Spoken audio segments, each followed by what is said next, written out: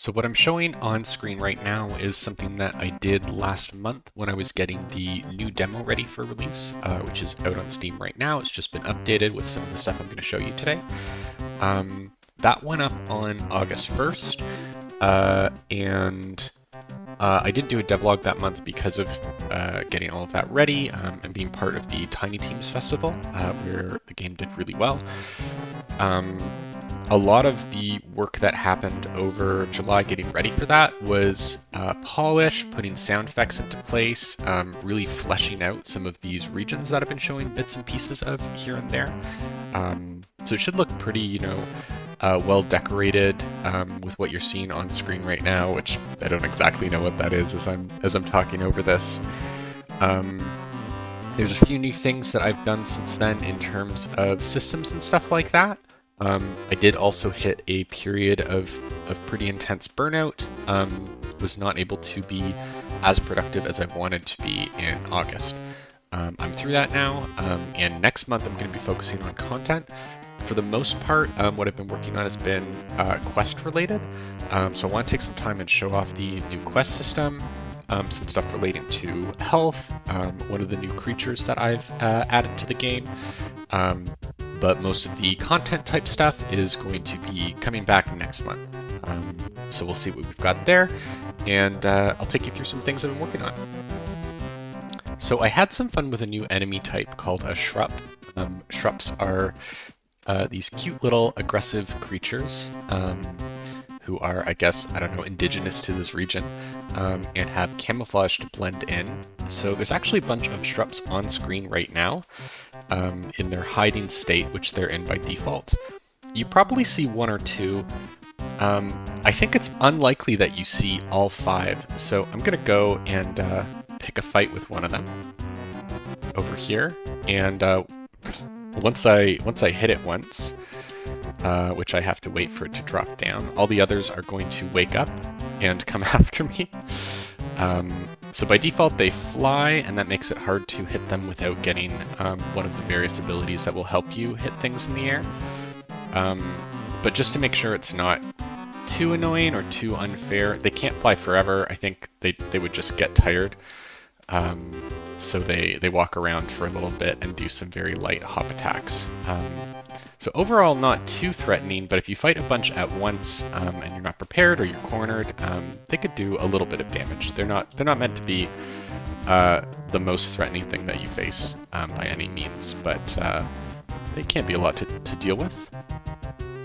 Alright, so I am here in the Ducklands, and I want to show the low health effect off. So over here we can see I have 2 health vials. That actually represents being able to take 3 hits.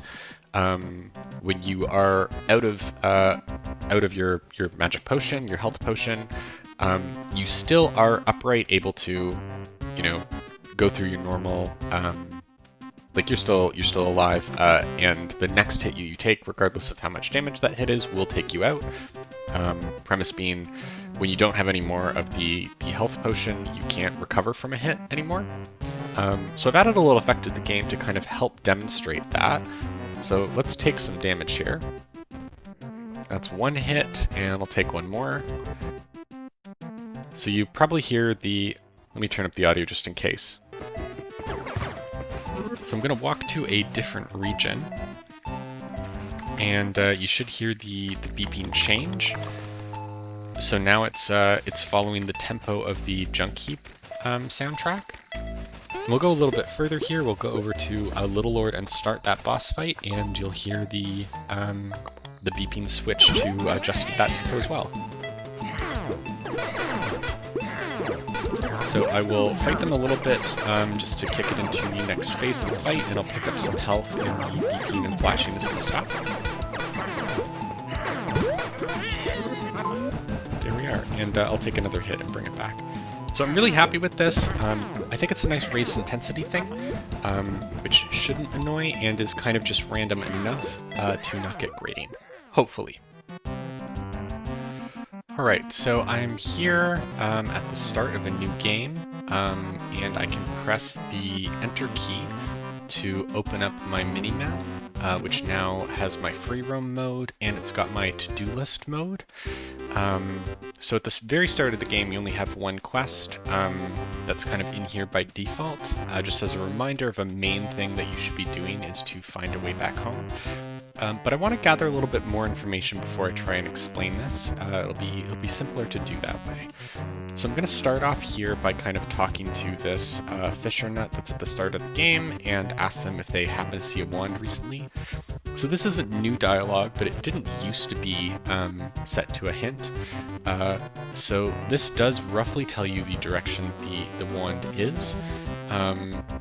But you know, if you're playing the game, you pause, you come back to it. You might not remember that. You might not remember what they said specifically. It's not necessarily long-term useful. So I'm going to run around a little bit and grab a few more pieces of information and come back and show you something.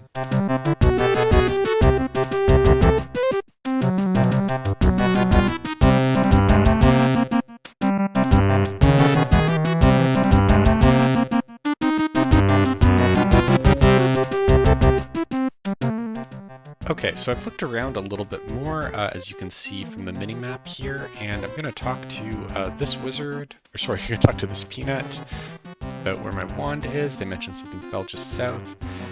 Alright, so I think it's time to take a look at what we've learned here. So I'm going to switch to the to-do list, and I've got a whole bunch of exclamation points here indicating that I have new information I haven't looked at yet. So here's my quest from before, find a way back home, but right now it's actually marking where I got that information. Let's take a look at another quest for retrieving the missing wand. So the most recent piece of information I got about this is a peanut saw something fall just to the south of here. South of here is referencing this specific location that we're looking at right now. So basically I've got a layout of all of our possible quests here, more kind of high-level information about what you're doing here other than just to do retrieve missing wand. And there's a whole bunch of little icons here for bits of information you've learned that relate to these exclamation points. And if I flip through them, I can see from having walked around, I ran into some garbage that's blocking the way, where I need my wand to get through. There's a guard that wants me to fight the first mini-boss Little Lord. I won't be able to without a weapon. This isn't something that they explicitly told us, so I'm just kind of marking it as an idle thought, like something that naturally occurs to Blue playing the game. There's more barricades blocking the way to the Ducklands. I talked with Hist, who suggested checking the center of the swamp to the south, and here's the original piece of information we got from the fisher nut. So at this point, I've looked through all of these, and the little exclamation point has disappeared because I have read everything that is new. So checking this out, say it's the first time I played the game, I don't know that the wand is right here. But I know from the fisher nut who's here that the wand is to the east.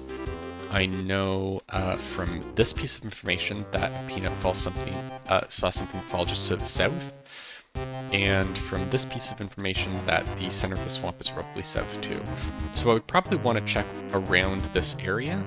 And then this just serves as kind of like a way of knowing, you save, you come back to the game, what have you heard and where did you hear it? So I'm not telling you exactly where to go, but I am giving you enough information to, you know, if you want to try and figure something out for yourself, where might be good to look next, or just to help keep your priorities, I don't know, visible to you. That's all available here. So there's some other things I've learned while walking around, for like trying to get into Peanut Village. I know explicitly that a guard isn't going to let us in until we help fight off a bully. And I also know from talking to a different Peanut up here that the guard at the south gate has locked things down. So if I didn't know this, I could still know, like, all right, well, I'm going to follow the wall around. Oh, here's the south gate. Here's who I need to talk to. There's also review type quests where if I switch views here from to do to see to review, just as a loose subcategory, I've got this review type quest, which is just mentioning I found Hist in a hidden cave along the river, and it's just kind of a high level, who is this person, what's their mystery? So over the course of the game, you're going to track bits of information about them as you encounter them, but it's less like, what do I do right now, and more just helping you keep stock of things that you have learned. And if I flip again, there are no quests that are resolved, but once I get my wand, and actually I think I can fake that here. So I've just done a quick setup dev command that, among other things, unlocks my wand and gives me the Stratablast ability. So when I check my list now, getting my wand is no longer going to show up here. And if I flip to resolved quests, I can see all the check marks of information that I've learned. A check mark here to kind of show that it's resolved. Because the thing that this quest is associated with is just literally retrieving your wand. You can actually even walk up to where it is and walk away and not have the quest be resolved. It'll actually flag that you saw your wand over here, just in case someone walks through and then forgets that they were over there. So I'm going to jump over to how the hint system works. Alright, so I want to explain the hint system a little bit. So I'm here in Peanut Village, there's a visitor center here, and inside is a C kiosk. There's going to be a bunch of these kiosks around the game. They all give you hints. I've already gone ahead and signed up for this one to skip that dialogue, so as a member, if I come back, I have the option to donate 25 bits. And the game is going to kind of look through all of the available hints and which ones are currently relevant and give me 2 pieces of information. So here is one about an archaeologist who found this huge fossil and telling me roughly where to go. And if I open up my quest stuff right now, I've got a new quest down here at the bottom for examining the dig site. With a bit of info locked to this location, basically saying to check out the canyons of the ruins. Now I revealed this map just using my dev console, but theoretically I could have actually visited that location, already had some information from over there, and this quest specifically is flagged so that I cannot get the hint if I already know about it. Basically, if I've already been there, or if I've already talk to the archaeologist over here. So there is some logic that goes into determining what hints are available or not. I'm going to go through some more, just off screen for a sec until I kind of use all of these up. Okay, so I'm back here now, and if I talk to this peanut, I've received a whole bunch of hints at this point, and I try and donate. They're going to say that I'm up to date. That means there's nothing eligible. It doesn't mean that there is nothing in general. But I'm going to talk to this peanut here and just kind of speed through their conversation. Get out of here, bud. And offer to help. So this peanut who lost their house key, now that I've got that quest, if I come back here, I'm going to be able to get some specific information about that quest. So we've got a fresh piece of intel. And I might get this info from a different kiosk, so I can't just say, you know that nut outside the building? I have to say in Peanut Village. Because this is one where you only get information after the quest has been picked up, it's going to be giving you more of a stronger kick in the right direction, saying to look north of the village somewhere. And that kind of helps me differentiate which quests you should only be getting if you haven't heard about them, which quests that you shouldn't be hearing about for the first time from one of these hint kiosks and things like that. I'll show you the little database table for how it works. But at this point, I've got a whole bunch of pieces of information relating to stuff that I have learned. I can kind of scroll up and down here on my to-do list. Yeah, so let's take a look at that now. All right, so this is one of the documents. It's just a Google Sheet that I build and I export into Godot to basically be my databases here. So I've got three files that I use to manage the quest system. So this one is called the quest headers. Basically, it's the main focus of the quest. So we've got find a way back home is the name that gets displayed. I've got the quest type. There is a key name for the quest, which kind of just reminds me the main point of it.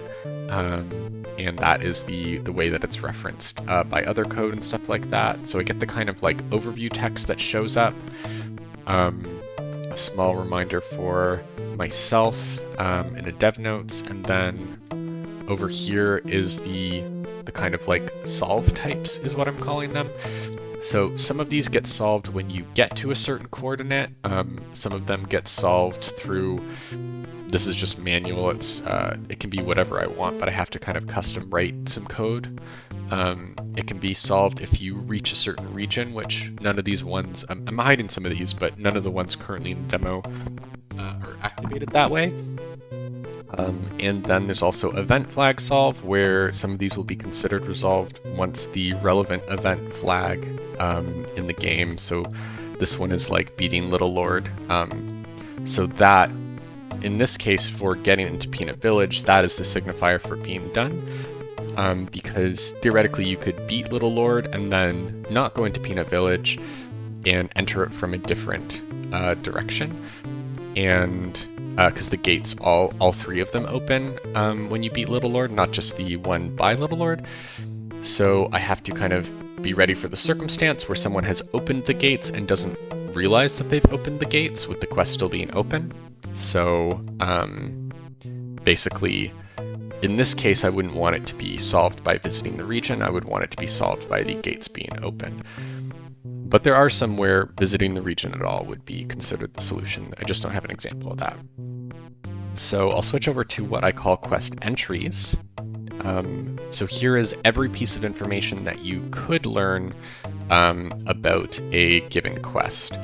And as you can see, there's quite a lot of these for a given quest. So the way I've got it organized is there's a couple kind of reminder pieces of information. So for one, like finding the wand, there's all of the different things that can be learned, what location, this is a coordinate in the game, is associated with them, which of the little icons I'm going to use. And some of these are flagged to auto unlock on arrive. That basically just means if I get to that room at all, I get the piece of information. So I can see my wand, but I'll have to navigate my way around the swamp to figure out how to reach it. That's going to happen if you just walk to that tile and can't see the wand. It's just kind of treated that simply. There's also, so here is I'll use this one for example. So this quest for getting into Peanut Village does need to have its own C hint, because you might go to a different kiosk before you have opened Peanut Village. For example, there's going to be one in the Ducklands. So you might hear from a different kiosk that the village guard of Peanut Village act autonomously. We'll have to talk with one of them to get the gates open. And because this is flagged as C hint, it's set up a little bit differently. So it doesn't get given a specific location. That's actually generated, and in the game, it would get registered as !PVille if you got this hint in Peanut Village, or !DLand if you got this in the Ducklands. And that basically is going to let the game reference this text and flag that you have learned this hint somewhere, so you don't get it from multiple kiosks. But it'll use the information after the ! To figure out kind of what location in-game to assign to it. That was a little bit awkward to set up. So I'll look at the hint entries now, and I'll close this like reference information panel. So basically for something like going to Peanut Village, I have two pieces of text for this entry. I have a column for an animation that can be associated, which I just haven't had a chance to rig up yet, but this is how I animate the characters as they're delivering a given line of text, and which facial expression I can associate with it. So I'll get this put in eventually, and that'll add a little bit more kind of color to these interactions. Most of the time, the first piece of information is a little bit of a kind of setup to the actual hint, and the second one involves the actual hint. You get kind of told for this one about finding the trash bandit lair. That trash bandits are guarding some loot, but the actual hint that you get is to investigate anywhere that a trash bandit is. Which, isn't too specific, but it's a hint. It's not a direct information all the time. So usually you will actually get the hint associated with your quest once you see the second piece of information, and that'll also flag the hint as having been given. So if you do end up like getting this information and then walking away and coming back, you might still get this. You won't get your money back though. Don't do that. And then there's some more validations here on the right. So basically there are checks to ensure that you don't get some information if you've learned certain things. So here's a quest about beating the waking fossil, that's not like the name of the quest, but ultimately it is about guiding the player towards the dig site where the fossil is. That initiates the waking fossil boss, and this quest is disappeared once you have finished, quote-unquote, examining the dig site. So this is set up so that you will only get this quest if you have not been to the dig site itself, which is the fossil key here, and have also not gotten the DiggerNet entry here from meeting the character who tells you about it. So basically you'll only get this hint if this is a totally new quest to you, and then the information that you get is kind of going to direct you to where these people are. But if you've already talked to them, if you've already seen the dig site, this isn't especially useful. So it's basically gated so that you don't learn something that isn't relevant. This one here about the house key is flagged to only be given if the quest is already known. And there is the ability to have a custom script here as well, which I haven't made use of, but the functionality is there. And then also for one like finding Crimson here, it'll be if one bit of a quest is known, and I can combine these. So in this case, you'll only get a certain piece of information on where Crimson might be if you're at the exact point in this quest where you kind of, where that's relevant. So you don't get told that Crimson has headed from the ruins towards the academy until you have kind of finished up with them in the ruins, and they're no longer going to be found there. And then if you have proceeded far enough along their quest, you're not going to get this information either, but you might get something different. I might add a secondary hint there. That's it for now, basically. These devlogs are taking a lot longer to make than I really want them to be. I know that was a while, but I think I really need to try and catch back up from some of the burnout. And I think the next devlog things might be more like little clips rather than like full walkthroughs like this. I do like doing them, but it's not a great way to be prioritizing my time right now, unfortunately. So I'll see you in a bit, hopefully with more kind of interesting content to show. And as always, I'm going to let this fade out just with some new music. See you next time.